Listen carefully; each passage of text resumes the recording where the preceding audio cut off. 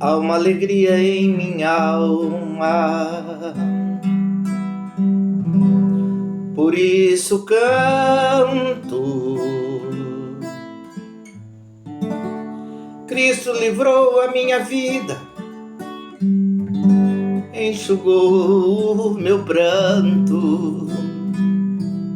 Hoje a minha alma agradece pela morte da cruz e a coroa de espinho que puseram em Jesus. Não chores mais,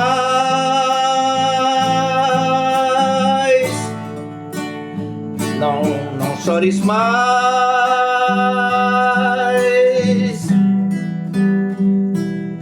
disse Jesus, quando minha alma resgatou.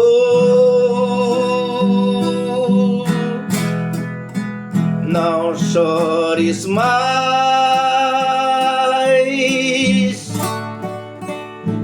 não chores mais.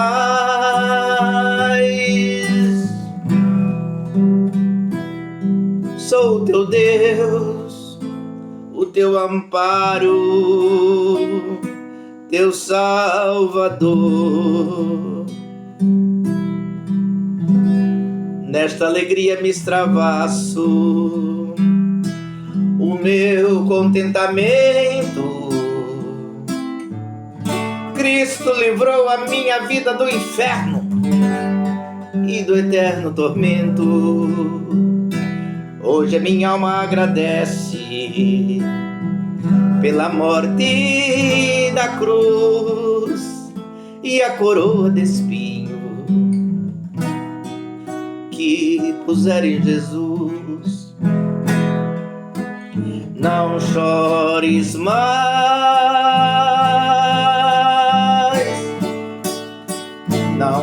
não chores mais,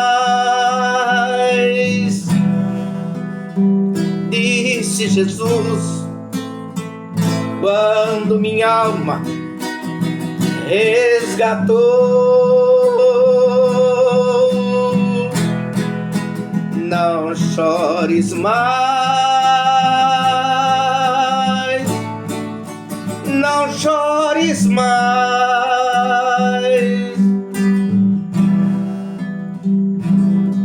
Sou o teu Deus, o teu amparo, teu Salvador.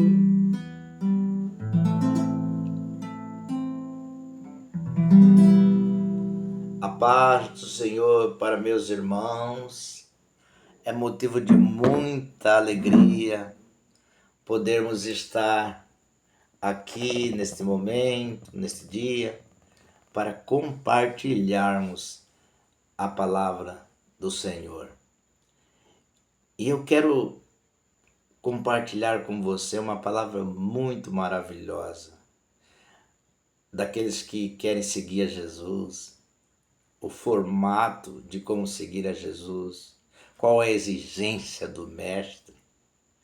E eu quero compartilhar com você um texto que está em Lucas 9, no capítulo 57, 58, 59, 60, 61 e 62. No final desse texto 62, ele fala do arado. E eu quero começar com o último versículo desse capítulo. E eu vou aqui ler para vocês o versículo. E Jesus disse: ninguém que lança a mão do arado e olha para trás é apto para o reino. O arado, ele é um instrumento utilizado para remover a terra, para lavrar os campos, com o objetivo de criar condições para germinar a semente. a semente do semeador, criando com isso raízes fortes, sabe? Um crescimento forte. Na verdade, isso tudo, esse remover da terra, é um preparo para o plantio.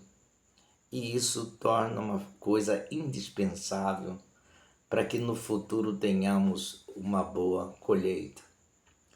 Jesus ensinou este método, este exemplo, para mostrar para os seus discípulos a importância da dedicação, a importância da renúncia, a importância de ser corajoso, de ser decidido, de ser objetivo. No versículo 9:57, e aconteceu indo eles pelo caminho, lhe disse um: Senhor, seguir-te-ei para onde fores. E disse Jesus: As raposas têm covis e as aves do céu têm ninho, mas o Filho do Homem não tem onde reclinar a sua cabeça.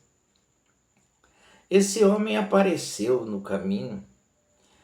Naquela empolgação ele disse: Senhor, eu vou te seguir por onde quer que fores.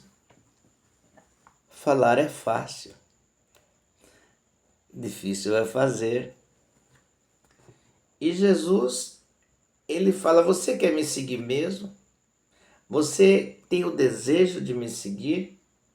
Então escute bem o que eu vou lhe dizer.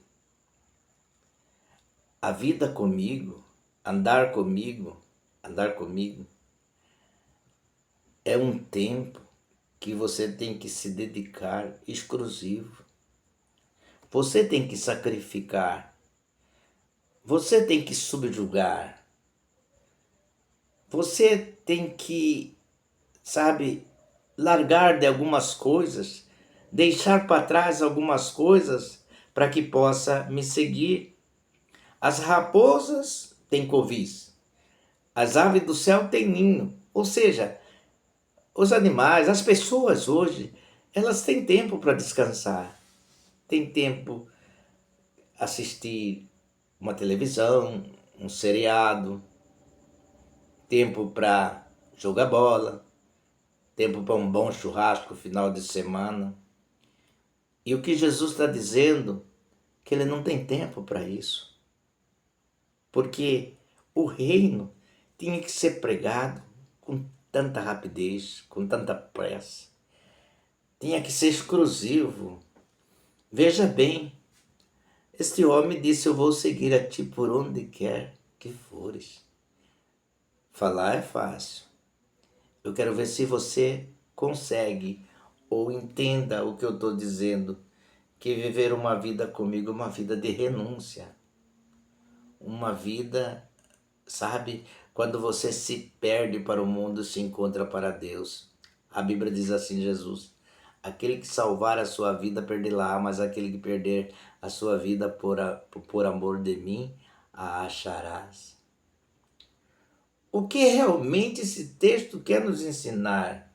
Na verdade, ele quer nos remeter a um estado de reflexão, de vermos o que temos feito, o que podemos fazer. É uma interrogação para cada um de nós, para que consultemos a nós mesmos, para saber aonde nós estamos, aonde nós paramos, aonde temos que prosseguir. E é interessante ver, irmão, que existem algumas coisas para ser considerada. E eu entendo assim que existem alguns itens que podemos falar aqui, que é de suma importância. É preciso estar consciente.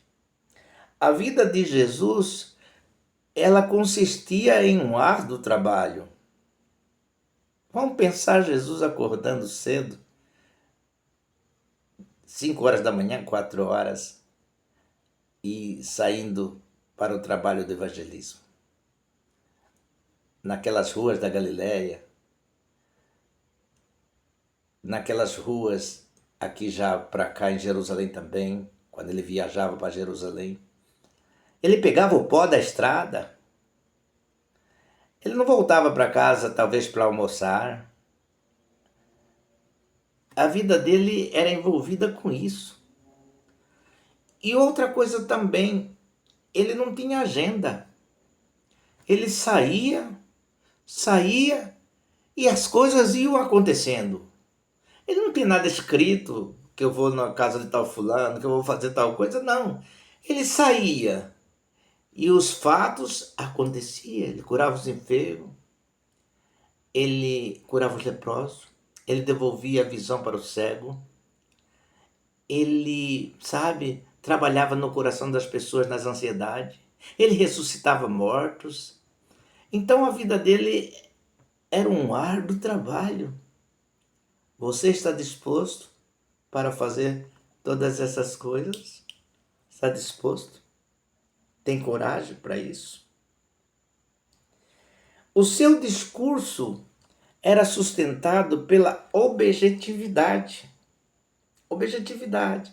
Ou seja, Jesus era uma pessoa objetiva. O que ele falava era dentro de uma objetividade. Ele não enrolava, não devagava. Ele trazia o que tinha que ser. Jesus, quando Nicodemos apareceu para ele à noite, Nicodemos era príncipe dos judeus, um homem entendido da palavra, fariseu, enfim, ele era o doutor da lei. Mas quando ele apareceu para Jesus à noite, Jesus já foi bem objetivo com ele. Nicodemos, tudo que você entende, tudo que você compreende, toda a lei que está no seu coração, na sua cabeça, tudo que você é pouco, ainda é pouco para aquilo que tem que se fazer, para aquilo que tem que se ganhar. E ele foi bem taxativo. Nicodemos, necessário vos é nascer de novo da água e do Espírito. João Batista também foi um homem decisivo, foi um homem que teve objetividade. Quando os fariseus estavam ali por perto dele, ele falava: raça de víboras, quem vos ensinou a fugir da ira futura? Produzir fruto digno de arrependimento. Então era o objetivo. Às vezes hoje, as pessoas querem pregar o evangelho assim, sabe, enrolando, falando coisas por coisas e não indo ao ponto certo. E isso cria um problema seríssimo doutrinário. As pessoas não aprendem e não entendem aquilo que deve aprender e entender. Então nós precisamos de ser como Jesus, ser objetivo. O que é, o que não é, não é. Dá a César o que é de César e a Deus o que é de Deus. Terceiro, ele não vagueava seu pensamento. Suas palavras, seus gestos debruçavam em torno de uma grande causa. Ou seja, tudo que ele fazia, tudo que ele falava, os seus gestos, todas as coisas, estava debruçado em uma grande causa. E qual causa é essa? Eu e você. Nós. Ele tinha que nos salvar. Havia uma ansiedade no coração dele de nos salvar, de nos resgatar. Ele deixou a sua glória e veio aqui na terra morrer por nós. Morreu numa cruz, verteu sangue para salvar cada um de nós. E eu posso afirmar para você uma coisa. A Bíblia diz que Deus amou o mundo de tal maneira que deu seu Filho unigênito para que todo aquele que nele crê não pereça, mas tenha vida eterna. O que eu quero dizer para você é que se tivesse só você neste mundo, ele viria e morreria só por você. Maravilhoso amor de Deus. Sua presença, sua metodologia era um divisor de água. Tudo que ele falava, tudo que ele ensinava, era um divisor de água. Passava as pessoas a questionar aquilo e criar novas ideias, sabe? Então ele era assim, tudo que ele fazia era um divisor de águas.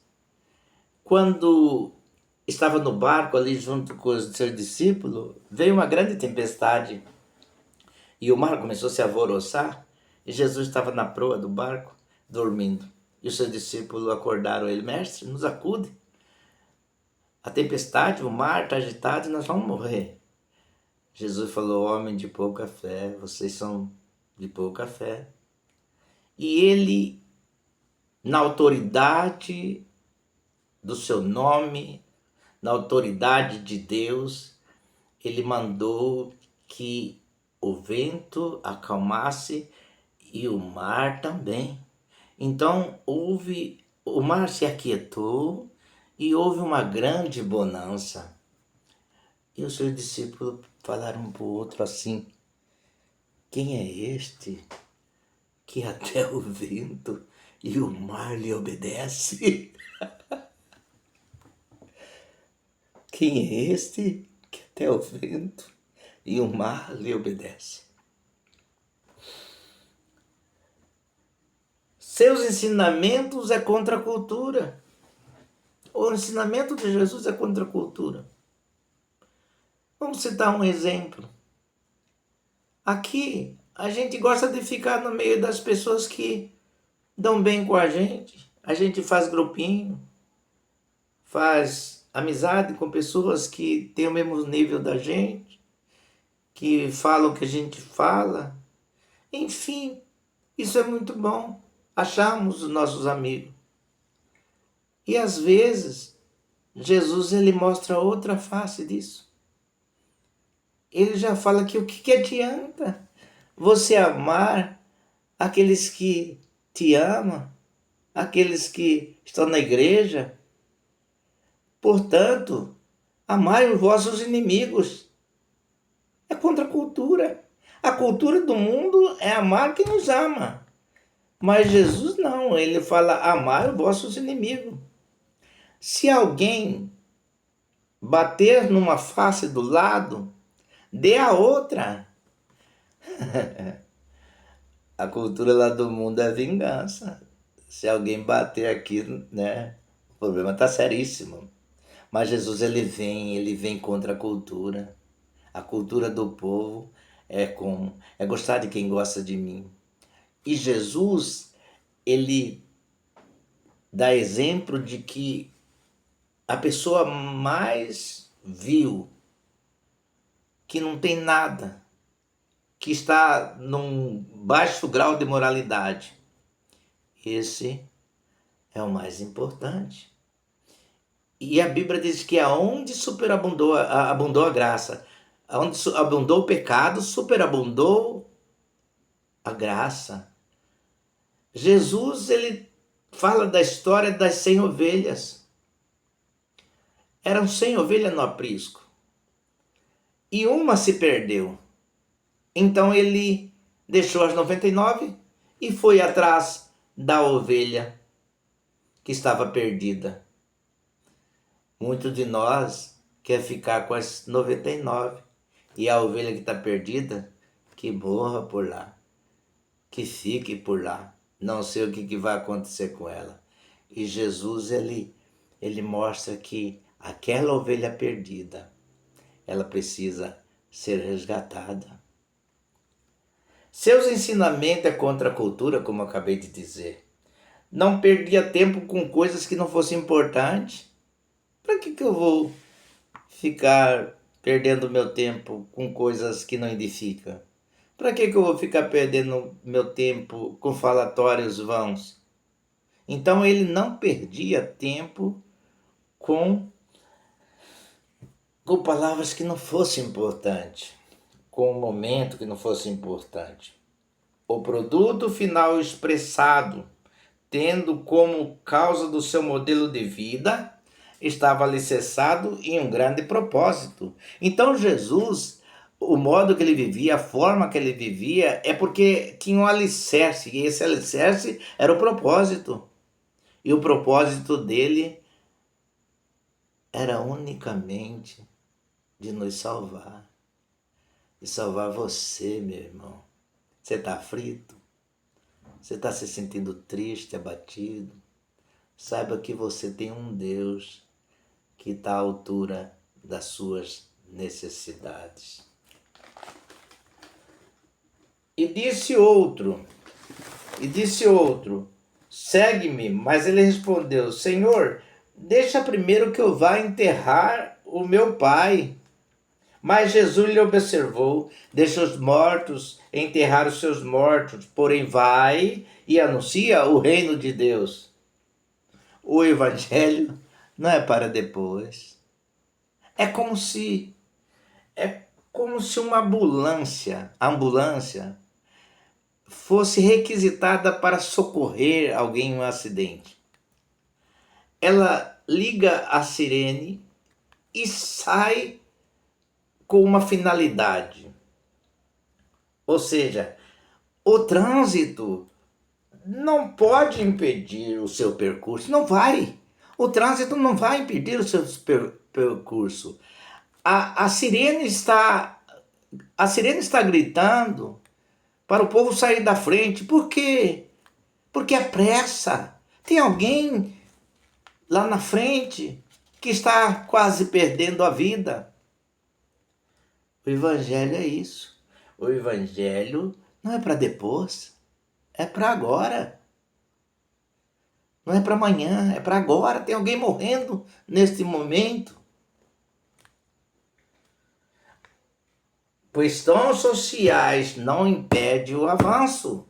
Nem as questões sociais impedem o avanço do evangelho.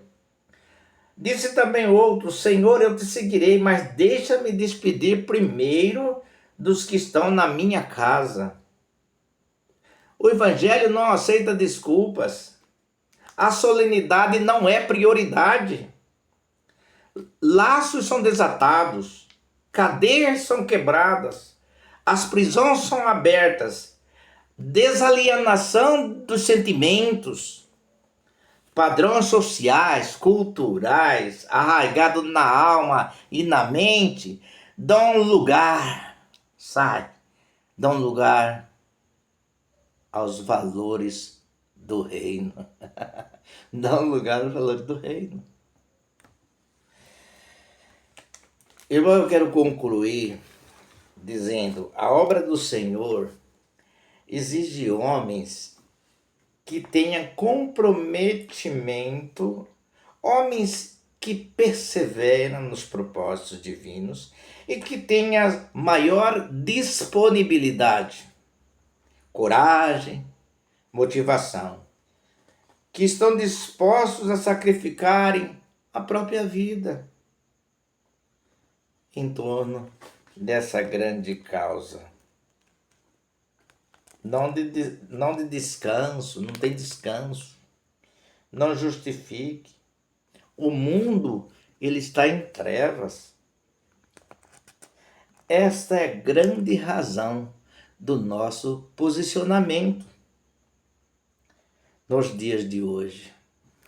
Todos juntos olhando para frente, todos nós juntos olhando para frente, buscando um só alvo, que é o resgate das almas,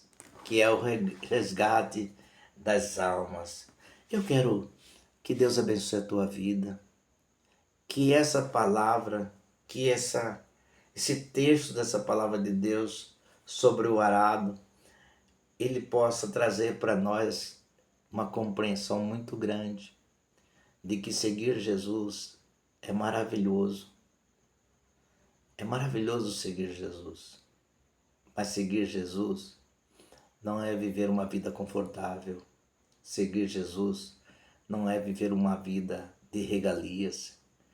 Servir Jesus é uma vida sacrificial. Que Jesus abençoe a tua vida neste dia. que o Senhor possa encher seu coração de esperança e de alegria, e que nós cumpramos o ID e seguramos no arado e olhamos para frente, porque existe um caminho, uma finalidade a ser alcançada. Que Deus possa abençoar a cada um em nome de Jesus.